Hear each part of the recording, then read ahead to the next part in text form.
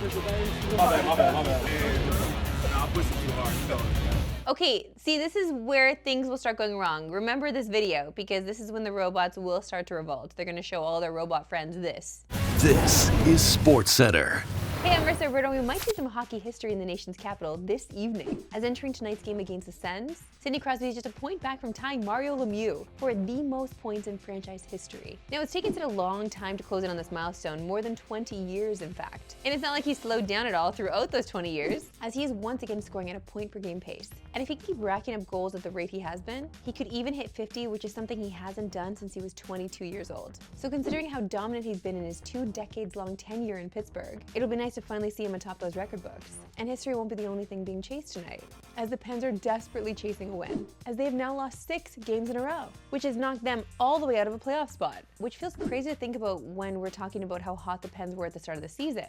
And things won't get any easier tonight in Ottawa, as Pittsburgh has had their fair share of struggles against the Sens over the past few years, as they've won just 1 game at the Canadian Tire Centre since 2019. So will Sid be able to secure his record tonight, or will he and the Penguins continue to struggle against the Sens? I guess we'll just have to tune in to find out. And if you're in the Sens region, you could do so at 7 Eastern, 8 Atlantic on TSN 5. Week 16 of the NFL kicks off tonight with a massive Thursday nighter, as the Rams visit the Seahawks with both the top spot in the NFC West and the entire conference on the line, with both teams entering with identical 11-3 records. This game will have serious playoff implications for both the winner and loser. LA won their previous meeting this season, and a sweep of their season series will see their chances of winning the division rise to 91% with a win tonight, while dropping Seattle's to just 2%. It's only the 5th divisional matchup over the last 40 years to feature both teams in at least 8 games over 500. The only other one this century came just last year, when Sam Darnold laid an egg in the final game of the season for the Vikings in Detroit, costing them top spot in the division and conference, before Darnold then lost to Stafford and the Rams in the wildcard round as the 5th seed. Hopefully that does not haunt Darnold tonight, because we all know his history with the afterlife. Seeing ghosts. I'm sorry, you know what, I shouldn't laugh at that. I believe him. Darnold will also hope to not see any ghosts of his last performance against LA as well, when he tied his career worst with 4 picks in Week 11. Our coverage begins at 7 Eastern, 4 Pacific on CTV and TSN, with kickoff scheduled for just over an hour later.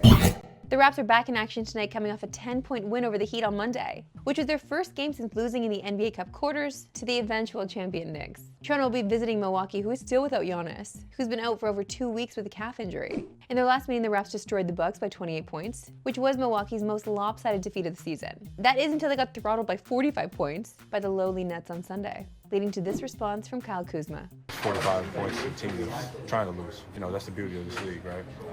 There's so much talent, and you know, if you're not ready, you're gonna get your butt whooped by any team. So with more on tonight's matchup, we're bringing in our gambling guru, Wes Chang. Thanks for joining us, Wes. Great to see you, Marissa. The Raps enter this one second in the Atlantic, just 3 games back of the Knicks. They've gone just 4-6 since RJ Barrett's knee injury. With him nearing a return, do you think there's value for them to come back and win the division? I would never not recommend at least a sprinkle on something that's 25-1, especially if it's on the Raptors. Now, do I think it's gonna happen? It's not set up for success, but stranger things have happened. You can have trades, you can have injury luck go the other way. There's a lot that can happen between now and the end of the season. The 2 notes about this bet that are worth pointing out, first of all, on FanDuel, New York has a 55-game win total. Toronto's at 43. Tells you where they think these 2 teams are. But the second point, I will point out, Toronto was plus 290 at the height of their winning streak to win the division. So yeah, they've lost a few games without RJ, but a lot could happen. Look at the collapse of the Cavs. Maybe the Knicks are set up for 1 too.